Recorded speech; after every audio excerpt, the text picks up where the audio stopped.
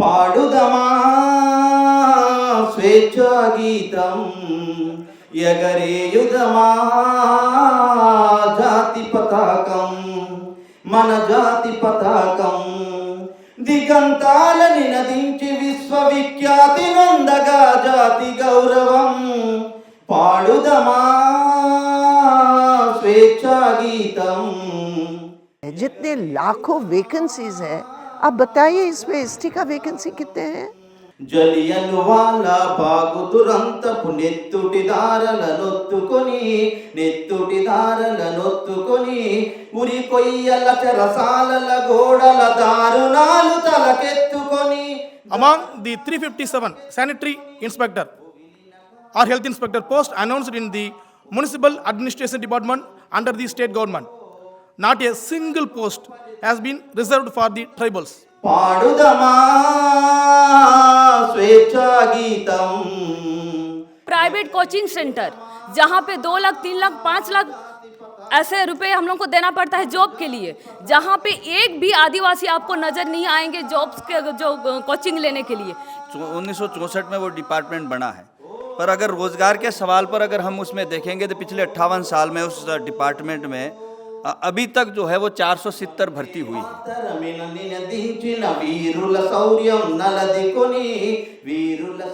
नमस्कार दोस्तों, मैं हूं श्याम सुंदर और आप देख रहे हैं मैं भी भारत। साल 2024 के आखिरी महीने के पहले दिन यानी 1 दिसंबर को राजधानी दिल्ली में एक खास सम्मेलन आयोजित हुआ। इस सम्मेलन में कई राज्यों के आदिवासी शामिल थे। यह सम्मेलन आदिवासियों को नौकरियों से वंचित रखने के खिलाफ था। इस सम्मेलन में यह आरोप लगाया गया कि सरकार बेरोजगारी और रोजगार के आंकड़े छिपाने की नीति अपनाए हुए है।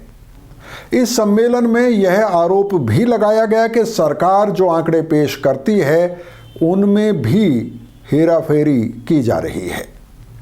आदिवासी अधिकार राष्ट्रीय मंच की तरफ से आयोजित इस सम्मेलन में कहा गया कि आदिवासियों और अन्य वंचित तबकों के मामले में रोजगार की स्थिति अन्य समुदायों से ज़्यादा खराब है।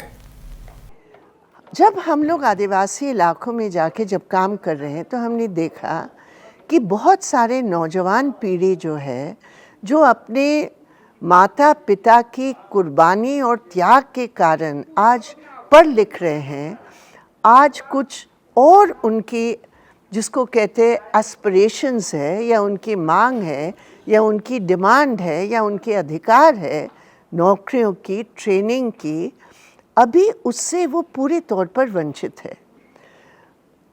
आज तक जो रिजर्वेशंस के मुद्दे हैं आदिवासियों के संवैधानिक प्रावधान पर, उस पर राष्ट्रीय स्तर पर अगर स्टडीज़ हुए हैं बहुत प्रचारित नहीं है। तो हमने ये सोचा कि ये अनिवार्य है कि एक संपूर्ण समझ आज के आदिवासी की ज़िंदगी और उस ज़िंदगी में जहाँ जहाँ अधिकारों से वो वंचित हो रहे हैं उसकी एक संपूर्ण समझ सरकार की नीतियों के संबंध में बनाना चाहिए। इस सम्मेलन में आदिवासियों के लिए आरक्षण की व्यवस्था से जुड़ा एक बुनियादी सवाल भी उठाया गया। इस सम्मेलन में कहा गया कि भारत में आदिवासियों की जनसंख्या कम से कम 8.6% या उससे ज़्यादा ही है, लेकिन आदिवासी समुदायों के लिए नौकरियों में आरक्षण को 7.5% ही रखा गया है। सम्मेलन ने इस अनुपात को अन्यायपूर्ण और मनमाना बताया है। इसके अलावा इस सम्मेलन में यह भी दावा किया गया कि पिछले कुछ सालों में खास तौर से केंद्र में नरेंद्र मोदी की सरकार बनने के बाद आदिवासी नौकरियों से ज़्यादा वंचित हुए हैं, यानी उन्हें मिलने वाली नौकरियों की संख्या में लगातार कमी आई है। अब आप देखिए एसटी रिजर्वेशन के बारे में सरकार की आप देखिए कितनी अपराधपूर्ण रवैया है कि वो डेटा नहीं दे रहे हैं। भाई आपकी नौकरियों में जितने वैकेंसीज है, जितने लाखों वैकेंसीज है, आप बताइए इसमें एसटी का वैकेंसी कितने हैं? आप क्यों नहीं बता रहे हैं? लाखों वैकेंसी है। एसटी के कितने हैं, क्यों नहीं बता रहे आप? अभी जो हम लोगों ने आंकड़े निकाले हैं, मोदी जी की 2014 और आज के बीच में जो पब्लिक सेक्टर में प्राइवेटाइजेशन या जो भी आप नीति बताएं, 25,000 जॉब्स, पोस्ट जो है वो कम हो गए। कहाँ जाएंगे लड़के लड़के आदिवासी के? स्कूल टीचर्स में संख्या को अगर आप देखेंगे, 35,000 एसटी टीचर्स की संख्या में कम हुए हैं पिछले 5 साल में। आदिवासियों को रोजगार से वंचित करने के खिलाफ इस सम्मेलन में एक विस्तृत रिपोर्ट भी पेश की गई। इस रिपोर्ट में संवैधानिक प्रावधानों, आरक्षण नीति, रोजगार की स्थिति, अनुसूचित जनजातियों के खाली पड़े पदों, नौकरियों में घटती आदिवासियों की संख्या के अलावा अलग अलग सरकारी और सार्वजनिक क्षेत्र में आदिवासियों की घटती नौकरियों पर आंकड़े और तथ्य रखे गए। सम्मेलन में पेश रिपोर्ट में जाहिर की गई कई चिंताओं में से एक चिंता रोजगार से जुड़ी सरकारी योजनाओं में आरक्षण के प्रावधान न रखने की थी। 2024 में सेंट्रल गवर्नमेंट ने एक स्कीम लाया, एम्प्लॉयमेंट का स्कीम लाया, जिसमें 500 बड़ी कंपनियों को 20 लाख इंटर्न रखने के लिए सरकार ने 1.73 लाख करोड़ रुपया देने का प्रावधान रखा। तो the government has allocated 1.73 lakh crore rupees of public money to be given to 500 big companies, the biggest companies, for recruitment of 20 lakh interns. So 20 lakh interns को 500 बड़ी कंपनियों में रखने के लिए सरकार पैसा इन कंपनियों को देने वाली है, और इस पूरी स्कीम में कोई रिजर्वेशन नहीं है।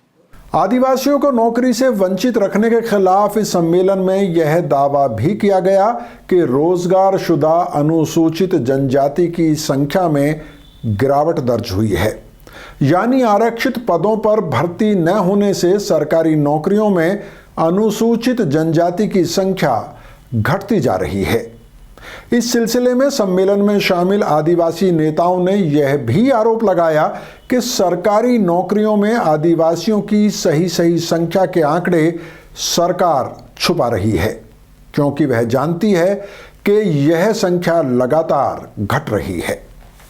एसटीज का जो प्रतिशत है गवर्नमेंट एम्प्लॉयज में, वो लगातार गिरा है। 2014 में 8.5% था, अभी वो सिर्फ 7.3% रह गया है। और इसमें खासकर जो है CND में जो है बहुत ज़्यादा कटौती देखने को मिलती है। अगर हम सेंट्रल PSUs को देखें, जो सार्वजनिक क्षेत्र के उपक्रम हैं, उसमें कुल मिलाकर के 25,000 आदिवासियों की जो पोस्ट हैं वो कम हो गई हैं।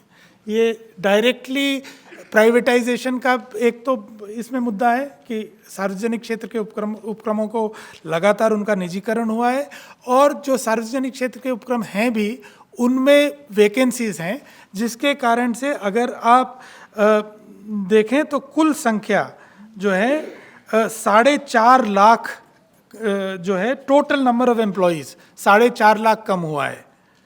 2014 से कुल एम्प्लॉयज़ की संख्या 4.5 लाख कम हुई है। और अगर हम सिर्फ आदिवासियों को देखें तो उसमें 25,000 आदिवासियों की जॉब्स कम हो गई हैं सेंट्रल PSUs में। और जैसा मैंने पहले बताया, इसमें भी C और D कैटेगरीज में सबसे ज़्यादा कटौती आपको देखने को मिलती है। इस सम्मेलन में पेश रिपोर्ट में अनुसूचित जनजातियों के मुद्दों पर संसदीय समितियों की अलग अलग रिपोर्ट्स का हवाला भी दिया गया। इस सिलसिले में रिपोर्ट यह बताती है कि बैंकिंग और बीमा जैसे क्षेत्र में आरक्षण को लागू करने में कोताही बरती जा रही है, लेकिन अफसोस की संसदीय समिति में या फिर संसद में उठने वाले इस तरह के मुद्दों को सरकार सुनती ही नहीं है। देखिए, ये चर्चा नहीं हो रहा है, कोई मुद्दा नहीं उठ रहा है सदन में, ये ठीक नहीं है। लेकिन इस मुद्दा लेकर इस चर्चा को बढ़ाने के लिए और इसको लेकर गंभीरता से बोलने के लिए और सुनने के लिए कोई है क्या? ये तो किसका बात सुनता भी नहीं है, किसको बोलने में देता है। तो ये ठीक नहीं है, जो ये बात उठती नहीं है। ये सिर्फ हम जो विरोधा पक्ष में हूँ, अपोजिशन में हूँ, हमसे ये आदिवासियों का मुद्दे, ये जो मजदूरों का मुद्दे, किसानों का मुद्दे, ये हम उठाते नहीं है। भाजपा का अंदर में भी आदिवासी लोग हैं, दलित है। इन्हीं भाजपा पे आदिवासी दलित नहीं है। इसे कुछ लोग तो चुन के आते हैं, उनका दिल में तो दर्द है, लेकिन किसी को बोलने देते हैं क्या वो लोग? किसी को बोलने नहीं देते। बात ये है, मुद्दा उठती है, लेकिन वही मुद्दा लेकर चर्चा करने के लिए जो माहौल चाहिए और जो सुनने के लिए जो सत्ता से कुछ लोग, जिम्मेदारी लोग का काम है, ये नहीं है। सिर्फ प्रोपागंडा है, कैसे चुनाव में उनका फ़ायदा लूटना और कैसे सिर्फ चुनाव के लिए उसका पक्ष माहौल पैदा करने के लिए कुछ प्रोपागंडा बनाना, ये है भाजपा सरकार का और भाजपा जो पार्टी का उसका कार्यक्रम। इस सम्मेलन में कई राज्यों के प्रतिनिधियों ने भी सरकारी नौकरियों में आरक्षण से जुड़े कई अहम सवाल उठाए। मसलन आंध्र प्रदेश के प्रतिनिधियों ने बताया कि वहां के आदिवासी बहुल इलाकों के सरकारी स्कूलों में 100% नौकरियां आदिवासियों के लिए ही आरक्षित थीं, लेकिन सुप्रीम कोर्ट के एक आदेश के बाद अब यह व्यवस्था बंद हो गई है। उधर राजस्थान के प्रतिनिधि ने सवाल उठाया कि राज्य के टीएसपी इलाकों में आरक्षण जो लागू है उसमें संतुलन बनाए जाने की ज़रूरत है। देखिए, जो रिजर्वेशन पॉलिसी है राजस्थान में, जिसमें सेंटर का 7.5% और राजस्थान में हमको थ्रू आउट 12% मिलता है, और जिसमें टीएसपी क्षेत्र का जो एक डिपार्टमेंट है, टीएडी डिपार्टमेंट, जनजातीय क्षेत्रीय विकास विभाग है, और आदिवासी बहुल जो इलाके हैं, डिस्ट्रिक्ट हैं, जिसमें बांसवाड़ा है, उदयपुर है, और डूंगरपुर और प्रतापगढ़, और कुछ हिस्सा चित्तौड़ का है, कुछ हिस्सा सिरोही का है। ये मिलाकर के टीएसपी का सब प्लान एरिया है, जिसमें 6ठी अनुसूची लागू है। इसमें सरकारी जॉब में अगर हम देखेंगे तो यहाँ तृतीय श्रेणी, जिसको हम मान सकते हैं ग्रेड सी पोस्ट मान सकते हैं, उसमें 45% रिजर्वेशन है। और जिसमें बड़ी प्रशासनिक सेवाओं में अगर हम देखते हैं तो राजस्थान के अंदर प्रशासनिक सेवाओं में मेजॉरिटी जो आदिवासी है, जो भील कम्युनिटी है, ग्रासिया कम्युनिटी है, और गमेती है, इस तरह की जो कम्युनिटी है, उस कम्युनिटी से वहाँ पर प्रशासनिक सेवा में, जिसमें आरएस सिर्फ 2 हैं अब तक वे हैं, और आईएएस तो 1 आध है। इसके अलावा जो मिले अब तक जो रिजर्वेशन का फ़ायदा भी अगर मिला है 12% का राजस्थान के हिसाब से, और 7.5% अखिल भारतीय स्तर का भी, तो उसमें भी एक समुदाय, समतल एरिया का जो आदिवासी समुदाय है, जो मीणा समुदाय है, वो मेजॉरिटी अब तक का आरक्षण का सबसे ज़्यादा इन पदों पर उनसे चुने गए हैं, वो है सरकारी सेवा में गए हैं, जो अखिल भारतीय स्तर की जो भी सर्विसेज है।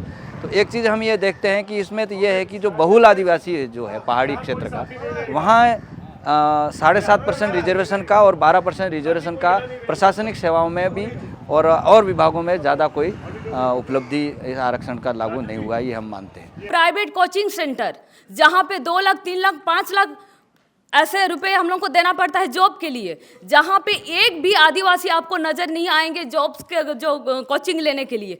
इसका एक महत्वपूर्ण कारण है, जिसके कारण हम लोग जॉब्स तक पहुँच नहीं पा रहे हैं। उसके बाद है बेसरकारीकरण, जहाँ पे हम लोग का आरक्षण का टोटली जो बात है उसको हटा दिया जाता है। बेसरकारीकरण के चलते आज हम लोग का आरक्षण में हमला हो रहा है, हम लोग को आरक्षण नहीं मिल रहा है। और सभी जगह में सिर्फ अगर हम लोग स्कूल का बात करें, सिर्फ स्कूल का नहीं, एकदम पंचायत से लेकर पुरसभा से लेकर हम लोग का नगर पालिका, आप जितना भी बात कीजिए, हर स्टेप में ये जो बेसरकारीकरण के नीति के कारण हम लोग आज जॉब से बाहर हो रहे हैं। आज का जो हम लोग का मेन मुद्दा है, हमारा पश्चिम बंगाल में जो सबसे ज़्यादा महिला अगर आत्मनिर्भर बनते हैं, महिला को जो रोजगार मिलता है, वो केंद्र सरकार का था ICDS, जो 2011 के बाद जब वामफ्रंट सरकार थे उस टाइम सब आरक्षण को फॉलो किया जा रहा था, हम लोगों को आवाज़ उठाने की ज़रूरत नहीं पड़ रहा था। लेकिन 2011 के बाद जब सरकार चेंज हुई, अभी जो ICDS जो गांव-गांव में है, जो वामफ्रंट सरकार ने चालू किए थे, अभी बहुत सारा ICDS बंद है।